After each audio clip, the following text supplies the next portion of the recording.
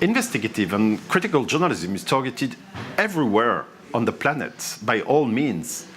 In countries like Mexico, journalists who work on corruption, on drug trafficking, they can be killed in states like Veracruz State. In other countries, last year, a group of a TV group that was targeted by the Taliban, suffered really in a bombing. 8 employees of this TV group were killed. If you go in the United States, that's of course a totally different situation. But even very famous investigative journalists, they were at risks because they could be put in jail because they refused to make their sources public. That's really different. But if you have a really large picture, you can notice that the targeting of investigative journalism is increasing. And why? Because today it's more and more easy for governments, but also for religious radical groups to spread their own information, their controlled information with hidden bias. And why? Because today it's more and more easy for governments, but also for religious radical groups to spread their own information, their controlled information with hidden bias. In many countries, investigative critical journalists could be prevented from working. You can, if you are a dictator, put them in jail.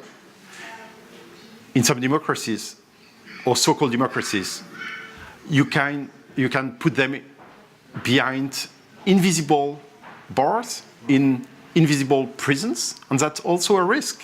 We published recently a report entitled "Media Oligarchs Go Shopping." And that's a phenomenon everywhere. In Europe, outside Europe, when you have oligarchs who buy media outlets, not to make money, just to improve their influence, or to control the media outlets, sometimes for their friends, and very often their friends are presidents.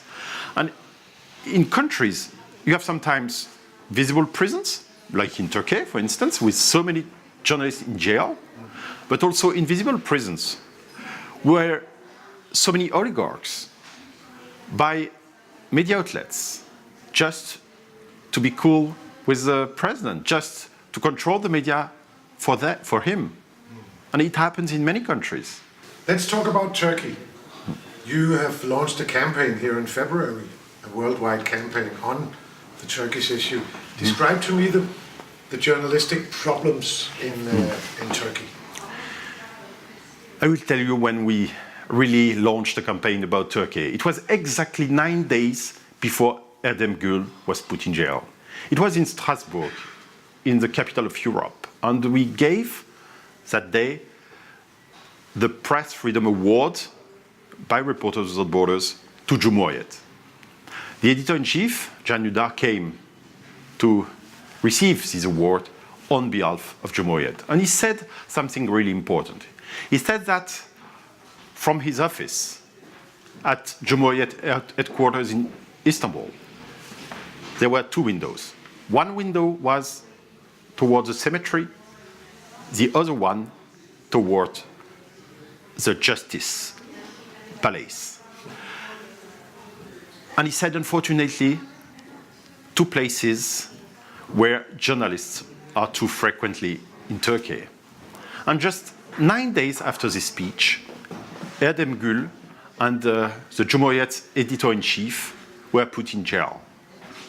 And they were not only put in jail, but they were put in jail because the President Erdogan filed a personal lawsuit against them, requesting 2 lifelong jail sentences. You would have asked me this question 2 years ago.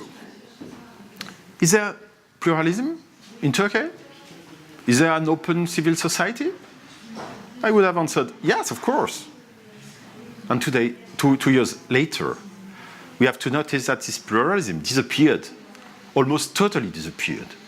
And that the civil society was so open is now so controlled and so feared.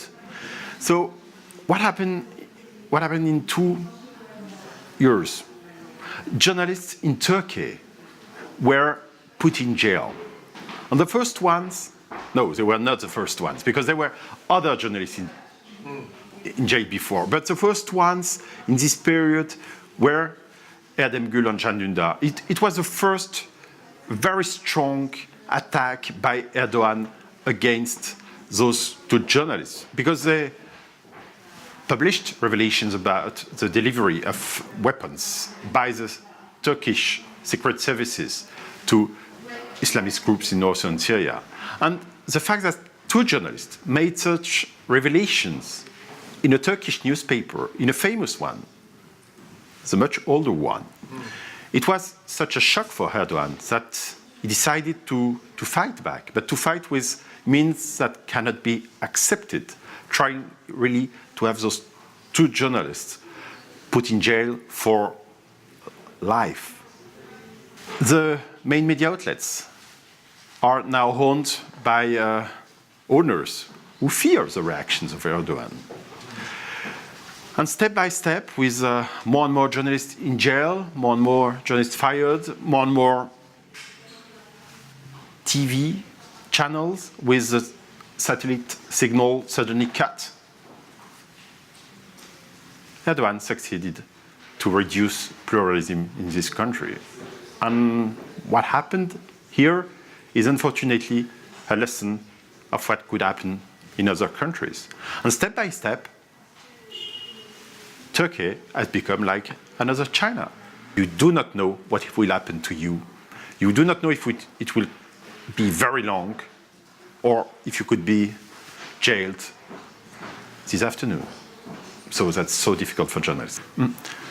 The number of journalists who are in jail for political reasons is around 150.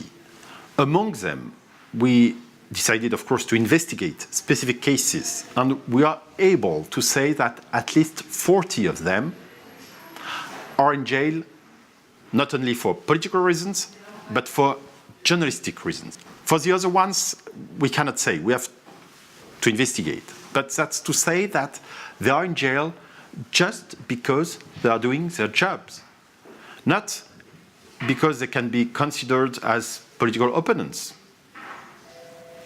That's terrible in a country like Turkey, that journalistic investigation is killed like that. And you have the journalists in jail, and you have the media outlets in cemeteries, because so many media outlets were just suppressed. That's really a country where journalists or even press freedom defenders can be considered as terrorists just because they do their job. In Egypt, there are dozens of journalists in jail. According to our investigation, at least, I really say at least, 25 of them are in jail just for journalistic reasons, just for doing their job. Can you point me to some places where you could see that what needs to be done, what needs to help and protect journalists better? One of our key recommendations, that's not the only one, but one of the key recommendations is that there should be a concrete mechanism be implemented so that the international law regarding the protection of journalists is implemented. It means that in the United Nations, a special representative should be appointed. This position should be created to work with the UN Secretary General, with the UN Security Council, so that the resolutions that have been adopted by the UN Security Council, the UN General Assembly, the UN Council on Human Rights, could be really implemented. The impunity for those who kill journalists remains so high, more than 90%, that it's like an encouragement for all those who target journalists. Keep on. You will never be tried. That's the message that is sent. It has to change. And that's why in the UN, somebody with a political weight, with a capacity to coordinate what the UN bodies do, has to be appointed. That's why we met Ban Ki-moon, the UN Secretary General, a few months ago, and his successor, Antonio Guterres, a few weeks ago. We hope it will be implemented soon.